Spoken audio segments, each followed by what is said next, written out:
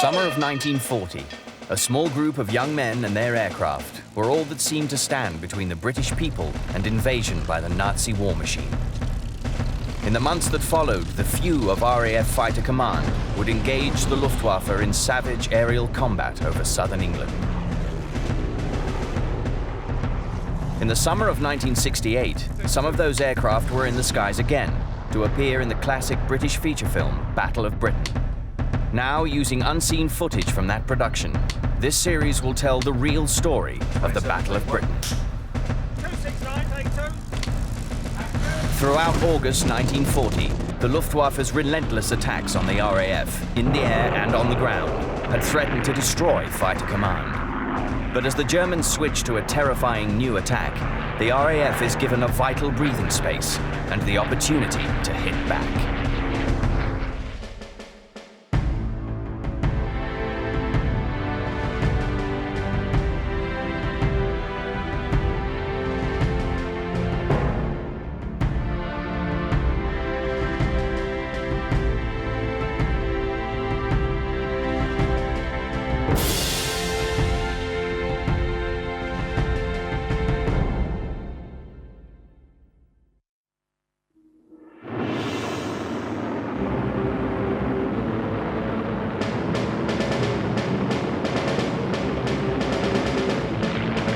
Over the past month, huge formations of German bombers have targeted vital RAF installations, including airfields, aircraft factories, and radar stations.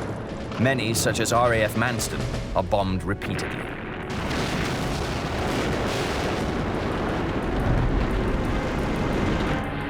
The outnumbered pilots of Fighter Command fought back against this onslaught.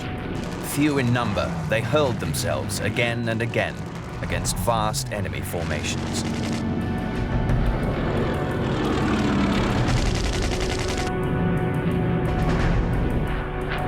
Now, people say to me, how many did you shoot down? Now, I never looked back. Believe me, I never looked back to see what damage I'd done squirting down the whole row of bombers, because we were outnumbered about 4-1, and in fact, the 110s and the 109s got in one another's way trying to shoot at us. So the secret of success and survival was not to fly in a straight line for any length of time. You did a squirt here and a squirt there. Remembering, of course, that we had considerably more targets to shoot at than the enemy.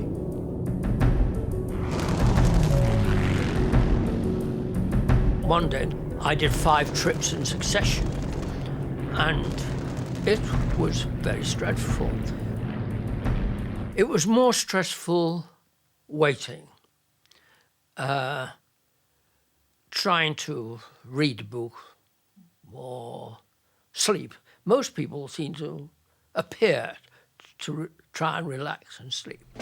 But you were obviously very much on edge. And in a way, I was much happier when we'd been scrambled than I was waiting, though I didn't know what was going to happen when we got in the air. I started off the battle being petrified that I'd be shot down on my first trip. I finished up the battle wanting them to bring more over so I could shoot more down. This was because I was only 20 and was very cocky. By the end of August, the RAF had lost more than 400 fighter aircraft. And more than 200 pilots had been killed or wounded.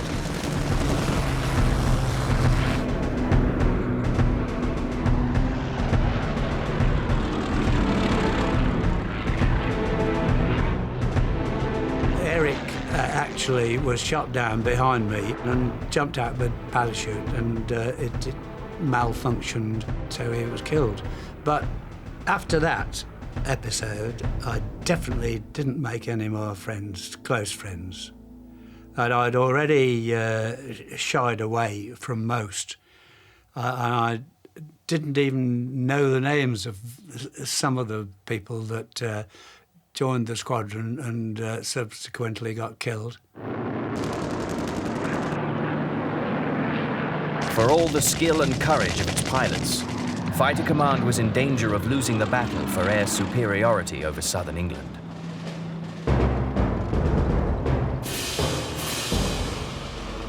But Hitler was impatient. He had been incensed by RAF bombing raids on Berlin. Now Luftwaffe intelligence reported that Britain's fighter shield was on the brink of collapse, and so he ordered Goering to proceed to the final climactic phase of the air war against Britain. London and other industrial cities were to be targeted by massive bombing raids. Britain's war industries would be obliterated. Attacks on the capital would force the RAF's last fighter reserves into the air, where they would be destroyed by waves of German fighter escorts. The people of Britain would then see sense, forcing their government to seek terms.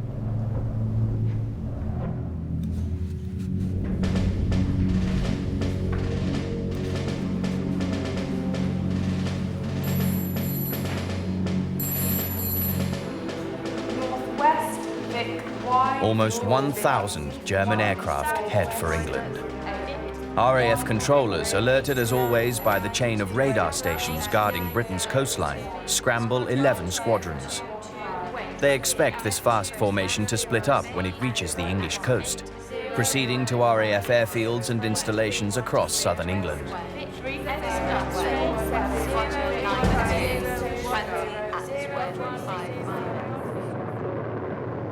But the huge formation continues on its steady course. The controllers realize it can only have one target: London. Okay, time to scramble. Squadrons already airborne, patrolling 11 Group's airfields, are hastily redeployed. A further 10 Hurricane and 9 Spitfire squadrons waiting at dispersal are ordered into the air.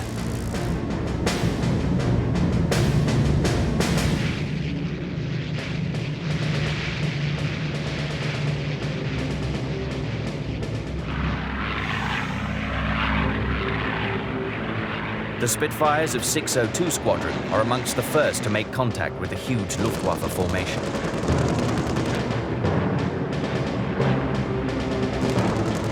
The RAF pilots are no strangers to disparity in numbers. Outnumbered over 10 to 1, they attack.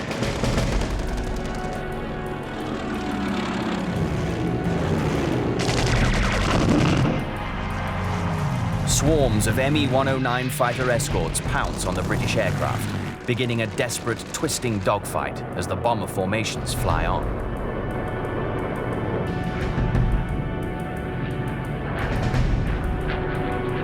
Every available RAF squadron is in the air, racing to intercept, but the bombers reach London. High explosive and incendiaries rain down upon the city's docklands.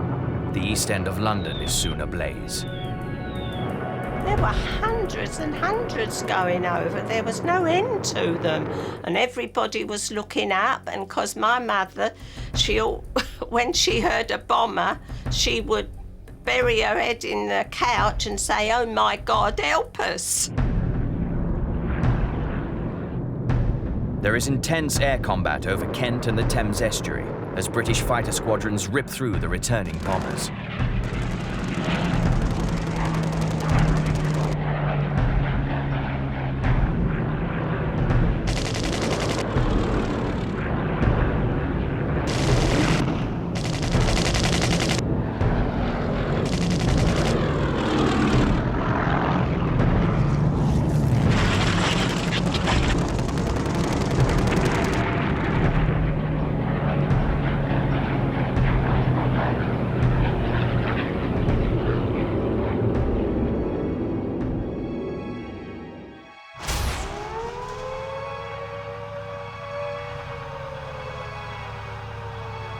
As night falls, more bombers arrive over London. Sheltered by the darkness, they are now safe from attack. But the darkness offers no protection to the stricken city. Guided by huge fires, they add their bombs to the destruction below. The attacks continue throughout the night. Tons of high explosive and thousands of incendiary bombs rain down upon the capital. My boyfriend and I were standing on the corner saying good night, and we could see all these fires. I mean, really, the sky was lit up red. And yonder, you knew, well, that's London. Sirens were going, fire engines. The first massed raid over London had cost the Luftwaffe 40 aircraft. Fighter Command had lost 26 aircraft, with 11 pilots reported killed. They had not started bombing London, and they'd kept up bombing the airfields. They may have kept up with aircraft, but would run out of pilots. And so, if that being the case, they could have won. As Luftwaffe bombers turned their attention to the capital, by both day and night, Fighter Command was given a much-needed respite. And despite the terrifying destruction wrought at the nation's heart, the new German strategy played right into the RAF's hands.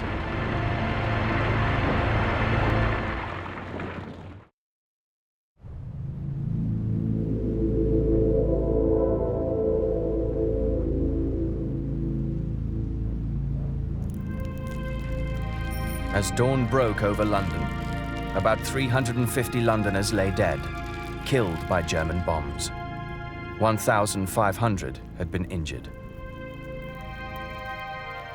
The German High Command was encouraged. Their bombers had got through. London was ablaze. Surely the end was near for Britain and her disintegrating defenses.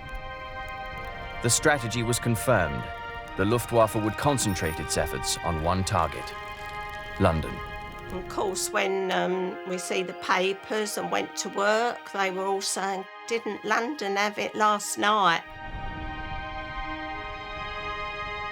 At London's expense, the country's air defences had gained a reprieve. Dowding took action to nurse his battered organisation back to health. To overcome the desperate problem of fatigue amongst the most battle-weary squadrons and the lethal lack of combat experience in the squadrons that replaced them, he introduced 3 categories for his operational squadrons. The first category were the frontline squadrons, to be kept fully operational at full strength and fed replacements as necessary. The second category consisted of squadrons at full operational strength and capable of being called upon to assist the frontline units. Gentlemen, I'm pleased to say that at long last we have... The final category consisted of squadrons in quiet sectors, where experienced pilots could be rested, while they passed on their knowledge to others fresh from training. In red sections. As pilots recovered or newcomers gained experience, they would be fed back into the frontline squadrons. Just having his squadrons that he moved about, he could serve his forces. During the actual business of fighting, when you're, as I say, when you're 19, you're too busy ducking and weaving to pay too much attention as to what you're doing. The strategy of the situation, the strategy of the war, even some of the tactics of the war, you're not really too worried about. They don't concern you because you're too busy trying to keep yourself alive. Well, gentlemen, I'm pleased to say that at long last we have 12 airworthy Battle tactics were refined. Squadrons were to attack in pairs. They were discouraged from pursuing damaged planes, but to find fresh targets. We'll be flying at 15,000 feet. Keith Park, commander of 11 Group, which had borne the brunt of the assaults, emphasized the importance of early and accurate interceptions, breaking up the formations, stripping the bombers of their fighter escorts. Head-on attacks on the bomber formations were encouraged.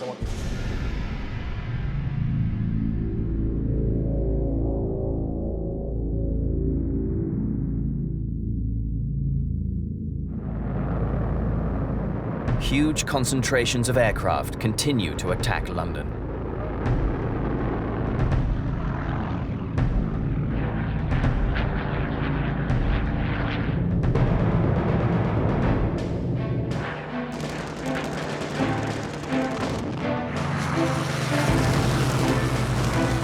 Number 1 Canadian Squadron's Hurricanes are amongst those engaged by the fighter escorts.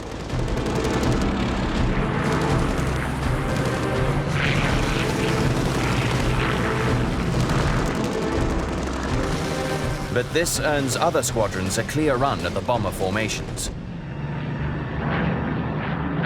London was at the very edge of the ME-109's range. Burning fuel rapidly at combat speed, they could spend only a few minutes over the capital. Die Endurance der 109, die Reichweite, das ging gerade bis London 5 Minuten dann zurück. Kein Sprit mehr, das rotes Licht. Und wir waren befohlen, Direct Escort. Das heißt, wir wollten unsere Geschwindigkeit reduzieren und mussten praktisch neben denen fliegen, was grundfalsch war. Ein Jagdflieger braucht die Freiheit des Luftraums, um seine Position zu wählen, die Speed zu wählen und so weiter. Nicht angebunden an den er eskortiert. Da ist dem wenig geholfen. Und nun kamen natürlich auch die Spitfire oben gewartet und wir hatten enorme Verluste.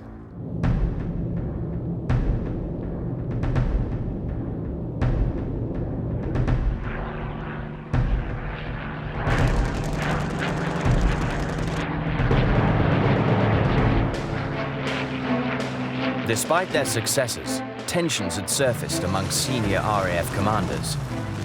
Keith Park, commander of 11 Group, believed it was vital to intercept early. Using the advantage gained by radar, small numbers of aircraft would hit the enemy as soon as they crossed the coast, disrupting German raids before they reached their targets. As German escort fighters became entangled in dogfights, other squadrons could then attack the unprotected bombers.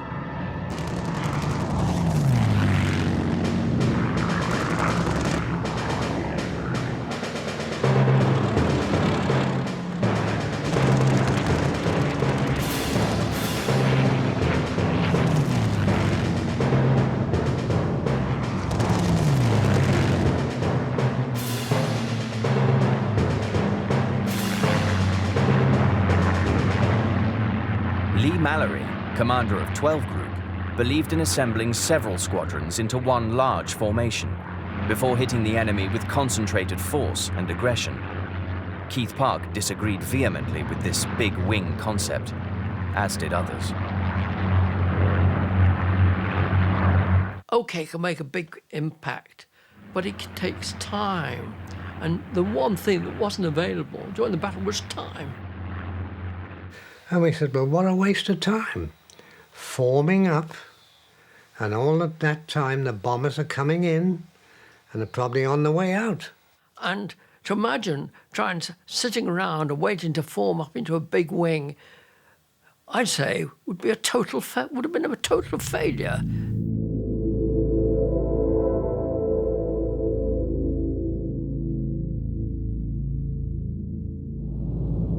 As autumn approached, the weather became less suitable for air operations. Nevertheless, the Luftwaffe mounted large raids, resulting in fierce dogfights over Kent and London.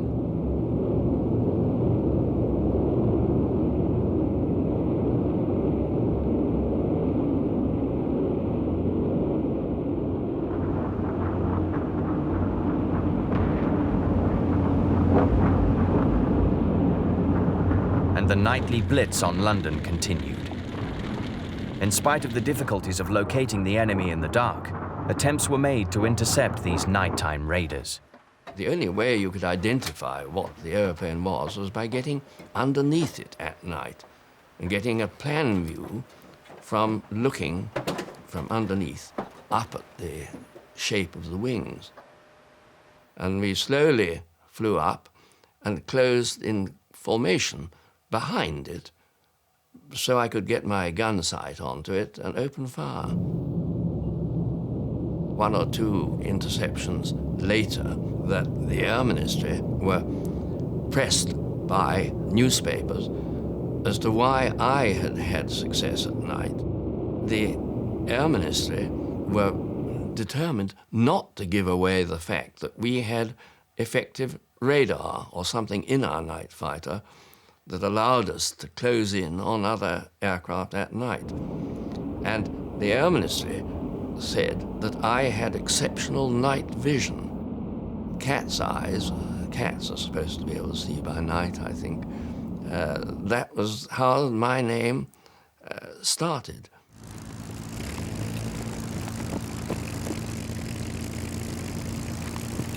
Swiftly, Fighter Command was recovering. The numbers of trained pilots available for operations was increasing daily. New fighter aircraft were being produced and delivered to squadrons at a rate that exceeded their losses.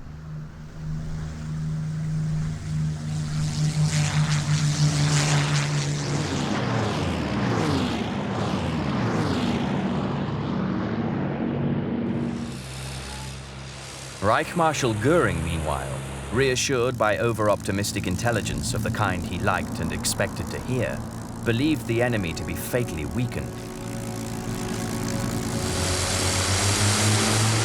Now was the time for maximum effort. A single raid of such overwhelming force that it would bring about London's ruin and the certain annihilation of Fighter Command.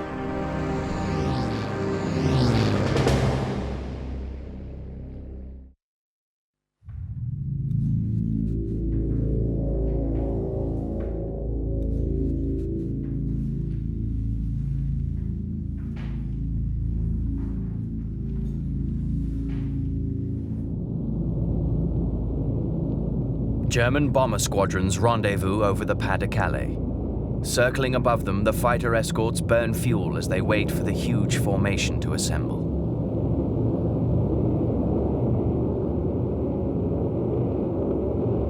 Starting from a few aircraft to suddenly having to put up 250 plus was very, very scary. Während die Bomber weiter im Hinterland stationiert waren, waren die Jagdflieger, weil sie ja wenig Sprit mitnehmen konnten, mehr in der Frontnähe. Um nun so einen riesen Pulk zusammenzubekommen, Bomber und Jagdflugzeuge, musste man sich sammeln. Da wurden bestimmte Sammelplätze bestimmt. At 11 Group's operations room at Uxbridge, the day had begun quietly. The personnel in the underground plotting room whiled away the time.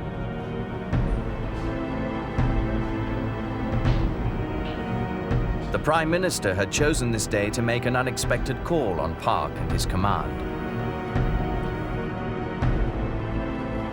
Forbidden to light his cigar within the confines of the underground bunker, Churchill settled himself above the operations room. Its large map and indicator boards reflected the uneasy calm. Watched by the electronic eye of the British radar chain, the German formation continued to mass on the other side of the channel. Bis alle diese Flugzeuge sich zu einem großen Pulk zusammengesammelt haben, brauchte man Zeit. Das kostete Sprit. Diese Bomber in großen gesammelten Formationen mit den Jägern zusammen Richtung England in Marsch setzten. Dabei hatte man schon einen Teil des Sprits verbraucht. Und jetzt wenn die Ziele weit weg waren, war natürlich der Sprit nicht mehr ausreichend. Und wir Jäger konnten die Bomber nicht mehr weiter schützen, weil wir keinen Sprit mehr hatten. Sodass diese Bomber dann schutzlos den englischen Jagdfliegern ausgesetzt waren, ohne Begleitschutz. Und dadurch hatten wir natürlich sehr große Bomberverluste. Northwest, Vic Y for Yorker. Churchill watched as a WAF plotter, acting on the information fed through the system, moved the markers representing the first of the hostile aircraft to head towards the English coast. With ample time to organize squadrons and alert supporting aircraft from surrounding groups, the air defenses of Britain are ready and waiting for the incoming raid.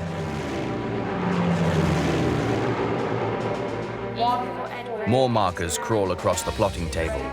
Squadrons from Biggin Hill, Northolt and Kenley scramble to get airborne. With radar giving the enemy's course and height, and knowing London is the target, RAF controllers confidently position their forces.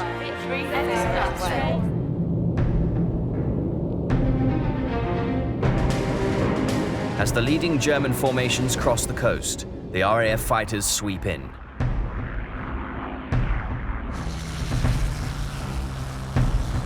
The German pilots brace themselves to receive these last few British fighters. The Spitfires dive out of the sun, bouncing the fighter escort.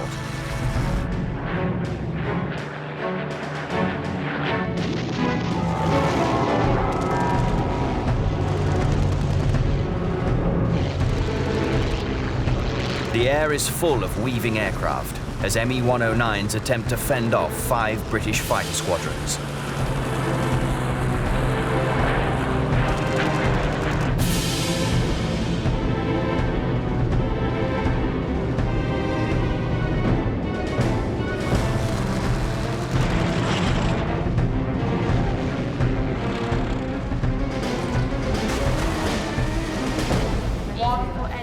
A second wave of RAF squadrons arrive, attacking head-on.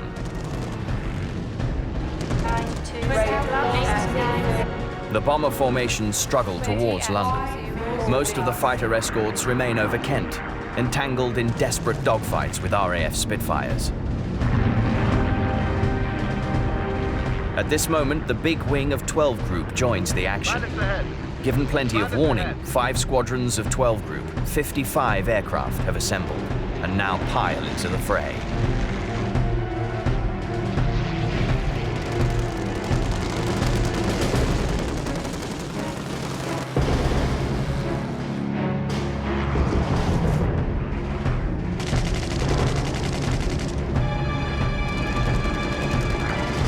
With RAF fighters attacking them from all angles, many bombers jettison their bombs immediately and turn for home.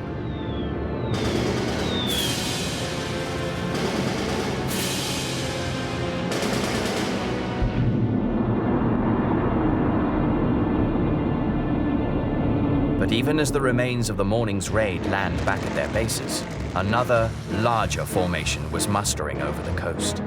As always, it is monitored by the watchful eye of British radar. RAF squadrons land and are rapidly rearmed and refueled. Exhausted pilots will only have a few moments' respite.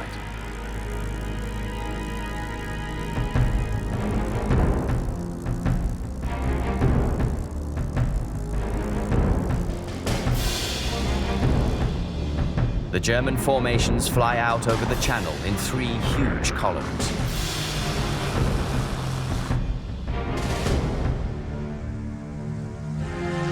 The British fighters are scrambled for the second time. Every squadron available to 11 Group is soon airborne. 250 British fighter aircraft in the air and ready. As the cumbersome formations cross the English coast, fighter squadrons from Hornchurch fall upon them.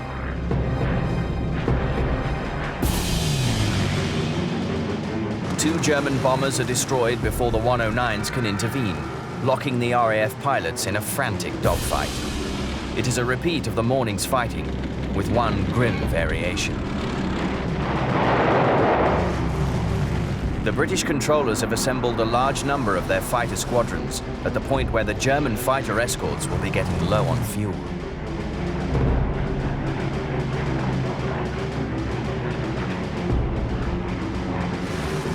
.213 and 607 squadrons from Tangmere tear through the enemy formation near Biggin Hill. The Me-109 escorts attempt to fend them off, their engines burning fuel as they push their aircraft to full power.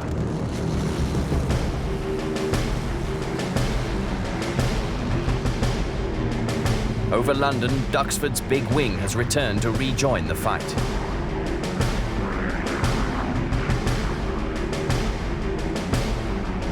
The Luftwaffe has battled its way towards London, losing aircraft to constant attacks. Now, over the city, it is hit by a total of 17 fighter squadrons.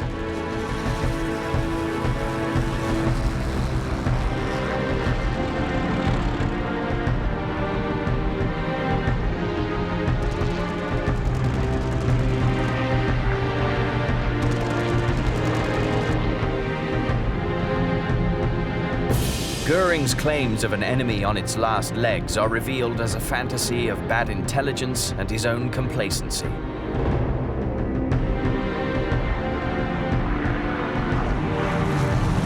The German escorts, their fuel warning lights glowing, are forced to disengage. The bomber formations scatter their bombs and turn to their bases. Staggering under the constant fighter attacks, the surviving aircraft are harried all the way back across the channel.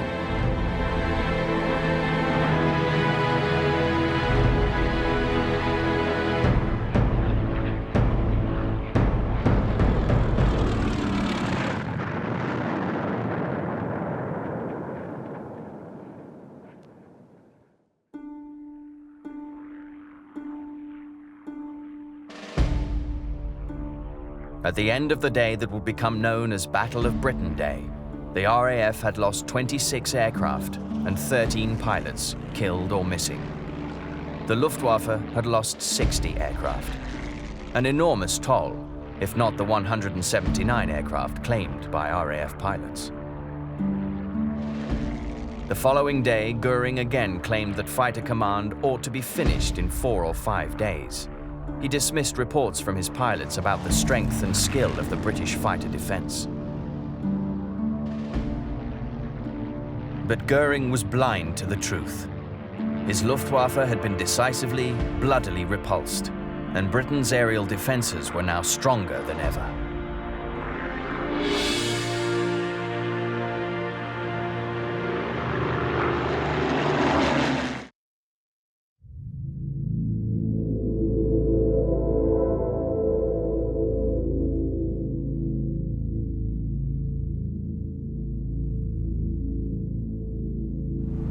On the 17th of September, Hitler himself recognized that an invasion of Britain had become unfeasible.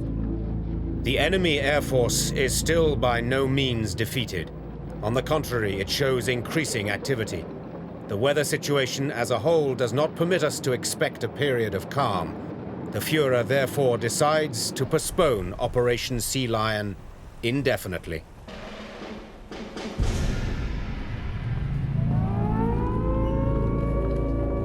Now Hitler would try to bomb Britain into submission. London would continue to suffer. Night after night, the bombers returned to the battered city, which burned like a terrible beacon.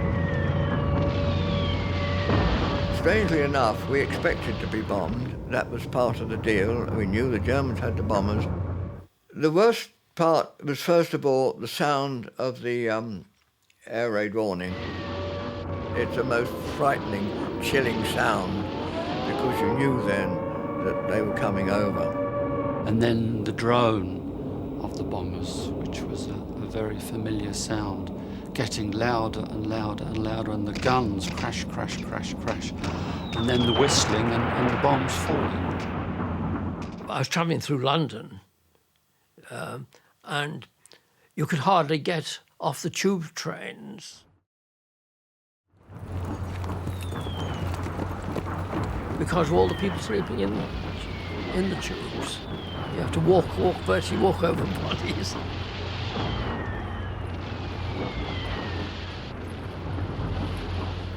And I also remember the place shaking so, the whole building shaking, and one would have thought the building was going to fall down. You just was in the air raid shelters and you just stayed down there, and that's all you did do. Petrified. You were frightened to go out. But the danger and destruction did not break the people's will. Instead, it strengthened their determination. After the bombing in London, the shops would be damaged, the roads would be damaged, the buses weren't running. But among everybody was this need to get back into the office that day, whether they walked, cycled, got a lift. And it was this determination to stay fighting. We still went out at 7 o'clock in the morning to get the tram to go to work, And I mean, you couldn't go out once you went in the building because you was too frightened. We just went over the road to get something to eat and come back to work. And then when we came out 6 o'clock at night, we hadn't got down to the Old Bailey and the sirens would go and you'd just have to run for your life then to get on the tram to get home. The courage, the morale of the British people in 1940, I find absolutely wonderful.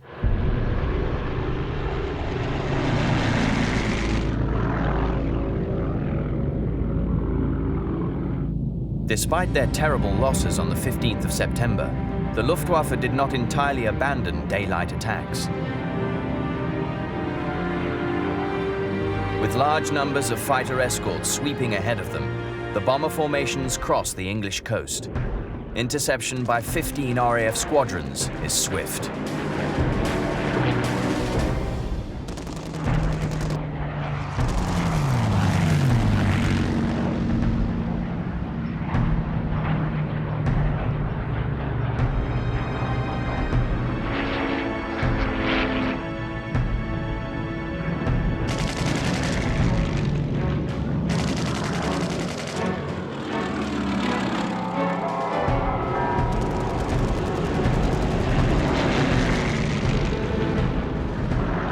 Now, the German escorts have to fight their way back.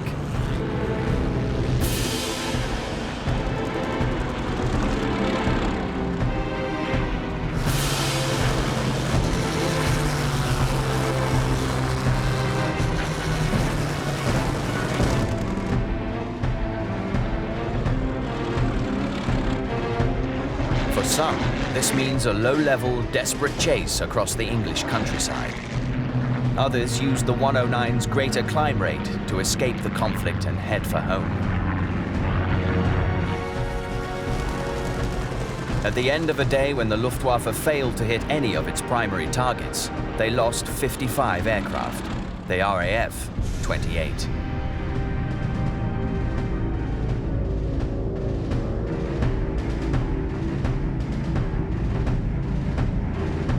On the last day of September, the Luftwaffe launches a number of separate raids across the Channel.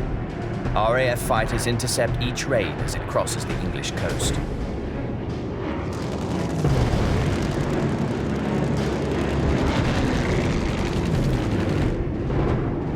Rather than fight their way through to their targets, the formations retreat, scattering their bomb loads at random. But hidden by cloud, one small group of bombers and their escort managed to reach central London.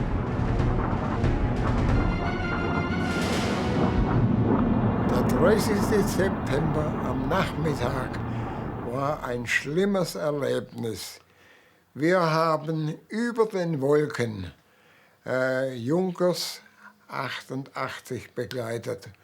Und schon am Anflug hat der Führer wohl London verfehlt, ist viel zu spät umgedreht, hat seine Bomben ins freie Feld geworfen und anstatt Wolken über London hatten wir freien Himmel und es war voll im Himmel von Spitfire und Hurricane und deswegen sind die Bomber nicht auf dem direkten Weg zurückgeflogen, sondern zurückgeflogen über die Isle of Wight.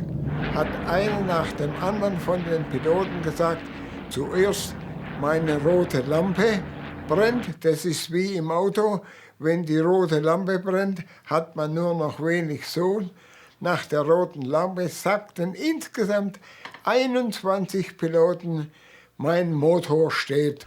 Und nacheinander haben sich so 21 verabschiedet. Davon wurden nur 2 vom Seenotdienst gerettet, 19 sind ertrunken.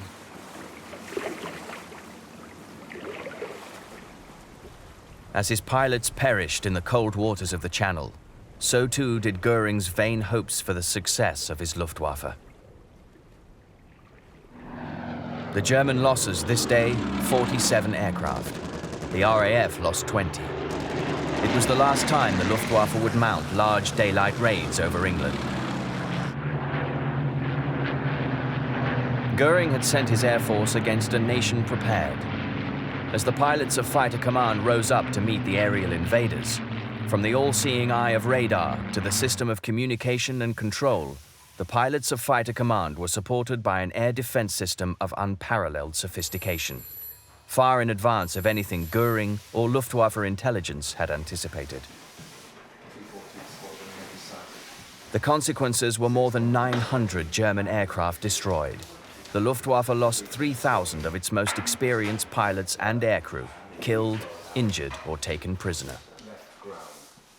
Je länger ich in der sogenannten Schlacht über England, Luftschlacht über England geflogen bin, August, September, Oktober, je mehr war ich enttäuscht von der deutschen Führung. Die deutsche Führung und das, was uns befohlen wurde, war absolut nicht in der Lage und war nicht richtig informiert, die englische, die Royal Air Force einzuschätzen.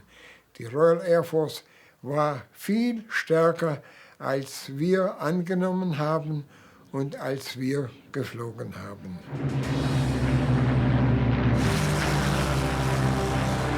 The Battle of Britain had been won, and although air combat would continue throughout the autumn of 1940, the few who fought in the skies above England had held the Luftwaffe at bay.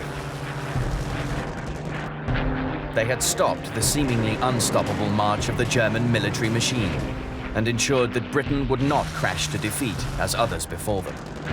They had proved that Britain was willing and able to fight on.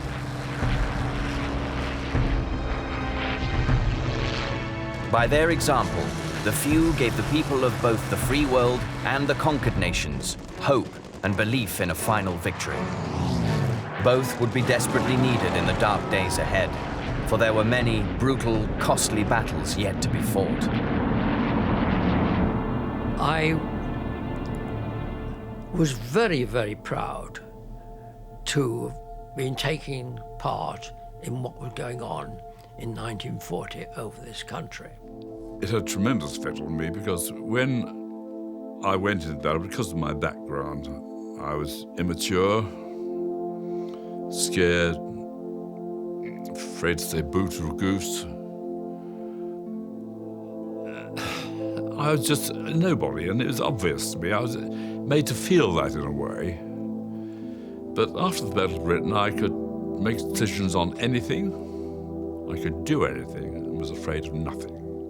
My main feeling, of course, we didn't know it was the Battle of Britain. We didn't know of its historical significance. But I, at the time, or now, feel that almost a hypocrite. In other words, all these wonderful people died. Some of them were wonderful aces and were killed. I had some wonderful friends who were killed. And I feel that now I'm getting, so to say, some publicity or credibility which really belongs to them. I feel enormously privileged in the sense that I feel, I suppose, as same as the chaps who took part at Trafalgar or Cressy or Agincourt or Battle of Waterloo. We happen to be the right age, the right place, the right time. But really, all I am is representing those who died. The RAF lost 715 fighter aircraft. 544 pilots were killed, nearly 1 in 5 of those who flew on operations. Amongst those who died defending the skies over Britain were pilots from Canada, Australia, New Zealand, South Africa, Poland, Czechoslovakia, France, America, and Belgium. A quarter of the legendary few were from overseas, a debt that is often forgotten. In November 1940, the Commander-in-Chief of Fighter Command, Sir Hugh Dowding, sent a signal to his fighter pilots. I wish I could say all that is in my heart. I cannot surpass the simple eloquence of the Prime Minister's words. Never before has so much been owed by so many to so few. The debt remains, and will increase. God bless you all.